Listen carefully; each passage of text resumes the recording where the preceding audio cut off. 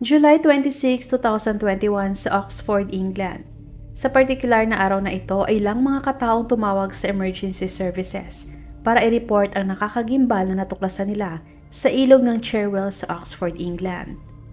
Nakakita sila ng lumulutang na katawan ng isang lalaki sa tabi ng pangpang ng ilog. Agad na ipinasara ng mga pulis ang lugar at agad na kinuha ang katawan ng lalaki na pinaniniwala ang nasa edad 20s to 30s. Siya ba ay biktima ng aksidente? Kaya ba siya nasa ilog sakay ng bangka at aksidenteng nahulog o di naman kaya siya ay pinatay? Nagdesisyon ng mga pulis na i-check ang surveillance footage sa palibot ng lugar kung saan natagpuan ang katawan ng biktima. Doon nila nakita ang isang parte ng video na kumuha ng kanilang atensyon. Nakita nila ang isang lalaki na nakasuot ng puro itim at may daladalang backpack habang naglalakad sa bangketa. Gayunpaman ay wala silang paraan upang malaman kung sinong taong yon. Kaya nagpasya silang maglabas ng imahe at humingi ng tulong sa publiko para makilala sila. Samantala, nagawa namang makilala ng detective ang biktima. Ang kanyang pangalan ay si Jorge Martin Carino at siya ay 30 years old. Si Jorge ay nagmula sa Spain at lumipat sa Oxford kasama ng kanyang girlfriend. Siya nagtatrabaho bilang engineer sa local BMW production plant. Matapos mailabas ang kanyang pagkakakilanlan ay nagawang makakuha ng mga detective ng marami pang impormasyon tungkol sa biktima at kung anong ginawa niya gabi bago siya natagpo ang patay.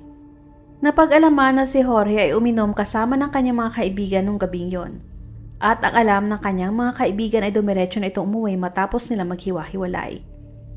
Kilala siya ng kanyang pamilya at mga kaibigan na napakapalakaibigan, mapagmahal, napaka-creative at talented niya sa lahat ng bagay kasama na doon ang photography. Ipinanganak silang triplet kaya may dalawa pa siyang identical na mga kapatid.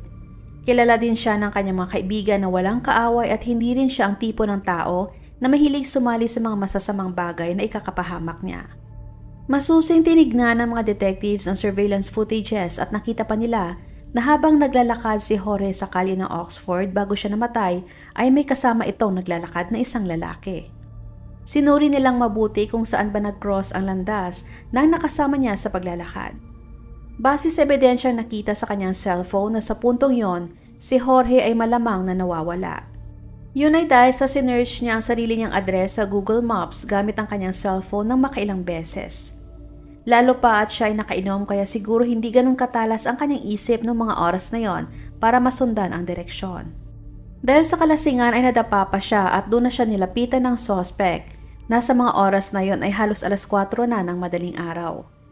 Nag-usap pa sila ng saglit bago tuluyang tumayo si Jorge at sabay silang naglakad ng dalawa.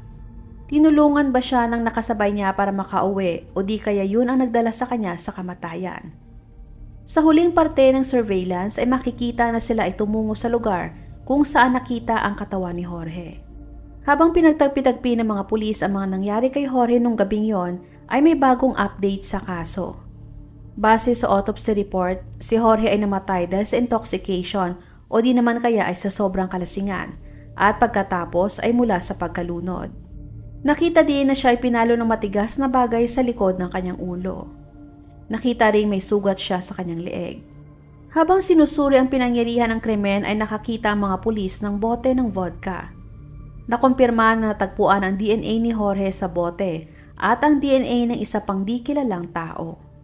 Napakalinaw na pinatay si Jorge at hindi aksidente ang kanyang pagkamatay. May mga potensyal na suspect na ang mga detectives ngunit hindi nila ito pinangalanan. Ngunit isang nakakagulat na twist sa kaso ang kalaunan na masisiwalat. Mahigit 2 taon matapos ang pagkamatay ni Jorge, nakatanggap ang Oxford Police ng tawag mula sa isang tao mula sa US. Siya ay isang American trans woman na nagkaroon ng online relationship na nakatira sa Oxford. Isiniwalat niya na ang nakarelasyon niya ay umamin sa kanya na may pinatay itong isang lalaki. Ang kanyang pangalan ay si Ashlyn Bell. Ang kanyang partner na umamin ay si Scarlett Blake. Si Scarlett ay 23 years old at nakatira sa eksaktong lugar kung saan natagpuan ang katawan ni Jorge. Ayon kay Ashlyn, si Scarlett ay may obsesyon sa anumang bagay na may kinalaman sa kamatayan. Siya ay nasisiyahan din pag nakakapanakit siya at makapatay ng mga bagay na may buhay katulad ng mga hayop. Inamin din ni Ashley na alam niya na noong March 2021 ay may masama at kadiring ginawa si Scarlett sa pusa ng kanilang kapitbahay. Habang ginagawa niya ang karumal-dumal na pag-torture sa pusa, ay video din niya at nag-livestream pa para makita din ni Ashlyn. Sa kabuuan ng video ay makikitang nakangiti at patawa-tawa pa si Scarlett habang ginagawa yun sa pusa. Sinabi din niya kay Ashlyn na pangarap niyang magawa din yon sa isang tao. Ayon kay Ashlyn na ang nakitang kasama ni Jorge habang naglalakad ay katunayang si Scarlett. Ang suot na balabal ni Scarlett nung gabing yon ay ang siyang naging isa sa mga importanteng ebidensya kalaunan. Isa din yon sa mga ginamit ni Scarlett sa pagpatay kay Jorge at pagkatapos nun ay pinadala pa niya sa US kay Ashlyn bilang regalo.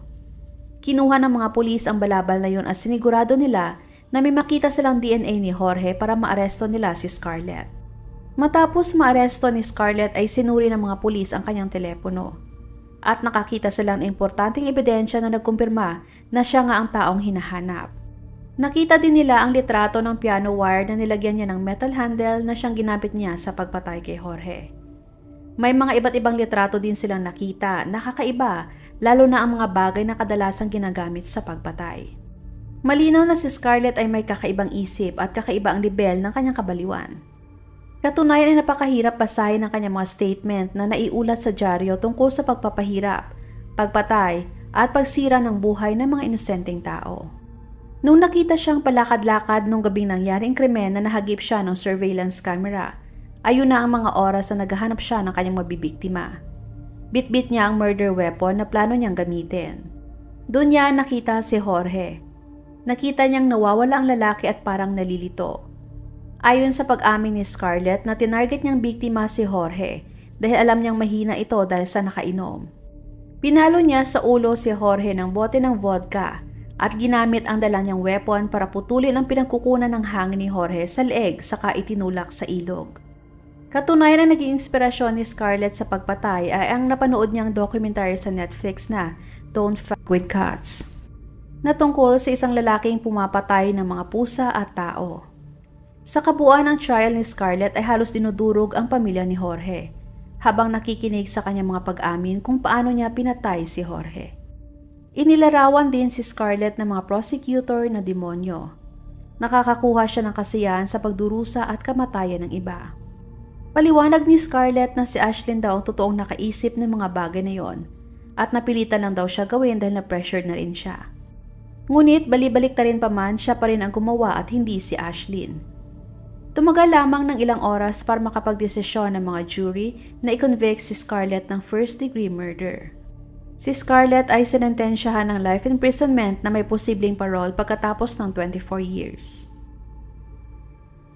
Shout out kay Janice Bolos ng France. Maraming salamat! Huwag makatubiling ibahagi inyong mga saloobin at komento.